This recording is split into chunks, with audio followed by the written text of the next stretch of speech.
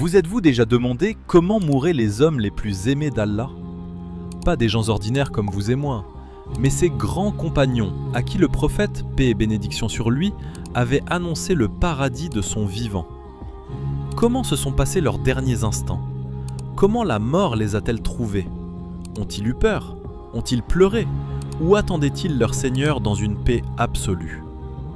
Dans les minutes qui suivent, je vous raconte comment chacun de ces 10 compagnons bénis a quitté ce monde. Mais d'abord, si vous aimez Allah et son prophète, abonnez-vous à la chaîne, likez la vidéo et laissez un commentaire. Abu Bakr Siddiq. Le prophète, paix et bénédiction sur lui, avait dit un jour que s'il devait choisir un ami intime en dehors de son Seigneur, ce serait Abu Bakr. Il était l'homme le plus proche de lui en ce monde. C'est pourquoi, à la mort du prophète, Abu Bakr entra seul dans la chambre, découvrit son visage, l'embrassa sur le front et dit « Tu étais beau dans la vie et tu es beau dans la mort ». Il gouverna la communauté pendant 2 ans, puis tomba malade. Et il affronta cette maladie en sachant exactement ce qui allait venir, sans la moindre frayeur. Il mourut de mort naturelle en l'an 13 de l'Hégire, à l'âge de 63 ans, le même âge que le prophète à sa mort. Et il fut enterré exactement à ses côtés, car il l'avait demandé à Aïcha, fille d'Abu Bakr, et elle avait accepté. Il y repose aujourd'hui encore. Omar ibn al-Khattab. La mort du second compagnon va vous saisir, non pas tant par sa violence, mais par ce qu'il a fait dans ses toutes dernières secondes. Omar ibn al-Khattab dirigeait la prière du matin à la mosquée du prophète lorsqu'un esclave persan nommé Abu Lu'lu'a surgit des rangs et le frappa 6 fois à l'abdomen et à la poitrine avec une lame à double tranchant. Un coup de poignard. Omar s'effondra parmi les fidèles, mais au lieu d'interrompre la prière, il saisit la main d'Abdurrahman ibn Auf qui se tenait à côté de lui et le poussa en avant pour qu'il continue à diriger les croyants. La prière s'acheva tandis qu'Omar gisait à terre dans son sang. Quand on lui dit qu'il avait frappé, Omar dit « Alhamdulillah ». Il était soulagé. Son agresseur n'était pas un musulman. Il vécut encore 3 jours, régla toutes ses dettes, convoqua un conseil pour choisir son successeur et demanda à son fils d'aller solliciter d'Aïcha la permission d'être enterré auprès du prophète. Il mourut en l'an 23 de l'Hégire. Othman ibn Affan. Si la mort d'Omar est bouleversante, ce qui est arrivé au 3e compagnon est une épreuve que le monde musulman n'avait jamais connue et qu'il n'a jamais oubliée. Othman ibn Affan fut assiégé pendant 40 jours dans sa maison de Médine par un groupe de rebelles qui exigeait son abdication.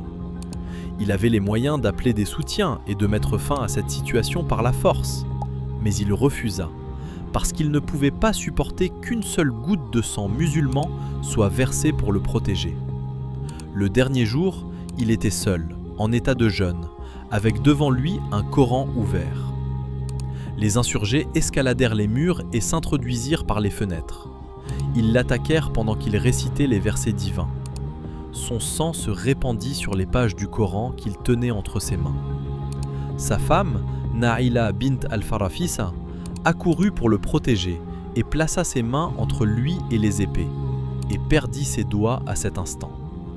Othman, l'homme le plus patient de cette communauté, mourut en l'an 35 de l'Hégire, à l'âge de 82 ans. Ali ibn Abi Talib. Maintenant, observez ce qu'Ali ibn Abi Talib fit après avoir été frappé, car c'est l'une des réactions les plus extraordinaires de toute l'histoire de l'islam. Le 19 Ramadan de l'an 40 de l'Hégire, alors qu'Ali entrait dans la mosquée de Koufa pour la prière du matin, un kharijite nommé Ibn Muljam surgit des rangs et le frappa à la tête avec une épée empoisonnée. Ali tomba. Le poison circula dans son corps pendant 2 jours. Et durant ces 2 jours, il ne maudit pas son meurtrier. Il n'appela pas à la vengeance. Au contraire, il lui accorda son pardon, dit à ses fils que si lui venait à mourir, il ne pourrait riposter qu'une seule fois et de la même manière, sans mutiler son corps, et demanda qu'on le traite avec douceur. Ses dernières paroles furent « Par le Seigneur de la Kaaba, j'ai réussi ». et il s'en alla. L'homme qui avait grandi dans la maison du prophète mourut empoisonné en Ramadan sur le chemin de la prière. Talha ibn Ubaydullah. Les 3 compagnons suivants périrent dans le cadre du même événement.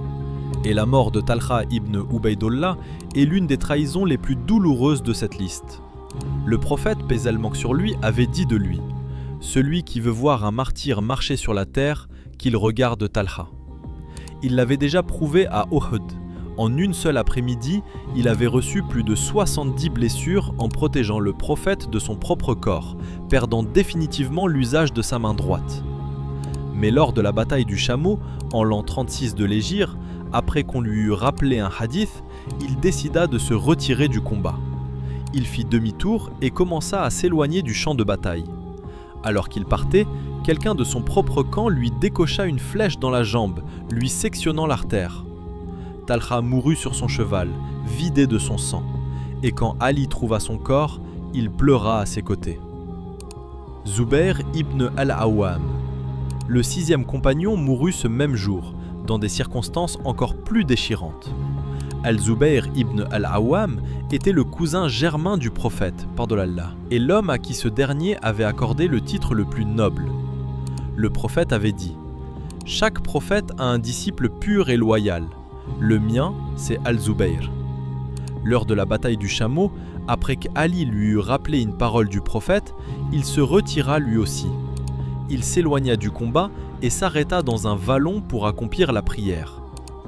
Un homme nommé Amr ibn Jurmuz l'avait suivi discrètement et l'attendait. Au moment où Zubair posa son front contre la terre en prosternation devant Allah, cet homme le poignarda dans le dos. Le disciple du prophète, celui qui portait 30 cicatrices de combat pour la défense de l'islam, mourut en pleine prosternation. Quand son épée fut apportée à Ali, il la prit, l'embrassa, pleura et dit « Cette épée a longtemps défendu le visage du messager d'Allah. » Saad ibn Abi Waqqas. Après ces morts douloureuses, passons au compagnon qui vécut le plus longtemps sur cette liste, et vous n'oublierez jamais son dernier vœu. Saad ibn Abi Waqqas était le commandant qui avait anéanti l'empire perse. Lors de la bataille de Qadisiyah, le prophète avait sacrifié pour lui père et mère, et ses prières étaient si souvent exaucées que la communauté l'appelait « l'homme à la prière acceptée ». Il est aussi le dernier des 10 compagnons à être mort, ayant vécu plus longtemps que tous les autres. Il mourut de mort naturelle vers l'an 55 de l'Hégire, à plus de 70 ans. Mais avant de mourir, il ouvrit un coffre qu'il avait conservé pendant des décennies, et en sortit un manteau de laine usé, râpé par le temps. C'était le manteau qu'il portait lors de la bataille de Badr. Il demanda à être enterré dedans, car il voulait se présenter devant Allah au jour du jugement, vêtu des habits dans lesquels le prophète Mohammed l'avait vu combattre. Abdurrahman ibn Aouf. Voici maintenant le compagnon dont la mort commença par des larmes versées pour quelqu'un d'autre. Abdurrahman ibn Aouf était le plus riche des compagnons, et il donnait en aumône avec une générosité telle que l'arrivée de ses caravanes à Médine faisait trembler le sol. Il avait un jour fait don d'une caravane entière de 700 chameaux chargés sans même les avoir déchargés. Il mourut de mort naturelle en l'an 32 de l'Hégire, à environ 75 ans, dans le confort et l'abondance. Mais dans ces derniers jours, alors qu'il mangeait, il se mit à pleurer. Il dit qu'il pensait à Mus'ab ibn Umayr, mort en martyr à Uhud dans un dénuement total. Il n'y avait même pas assez de tissu pour couvrir son corps lors de la mise en terre. Puis il dit « Je crains que nos récompenses ne nous aient été données en avance dans ce monde. » Et il pleura, parce qu'il craignait que l'aisance de sa vie n'ait épuisé ce qui lui était réservé dans l'au-delà. Abu Ubaïda ibn al-Jarrah. Le 9e compagnon a laissé quelque chose qui touche les gens encore aujourd'hui. Ce n'était pas une bataille, ni une épée, c'était une seule décision. Abu Ubaïda ibn al-Jarrah était celui que le prophète appelait Amin al-Umma, le gardien de confiance de cette communauté. Alors qu'il commandait les armées musulmanes en Syrie, la peste d'Amouas commença à décimer ses soldats un à un. Le calife lui envoya une lettre urgente lui ordonnant de rentrer, car le perdre serait une perte immense pour l'islam. Abu Ubaïda lui répondit ainsi : « Je me trouve avec une armée de musulmans, et je n'ai aucun désir de me soustraire à ce qui les frappe. Dispensez-moi donc de votre ordre. » Et il refusa de partir. Il resta, soigna ses soldats mourants, jusqu'à ce que la peste l'emporte lui aussi, en l'an 18 de l'Hégire, à l'âge de 58 ans. Saïd ibn Zaïd. Et le dernier compagnon de cette liste est celui que la plupart des gens connaissent le moins.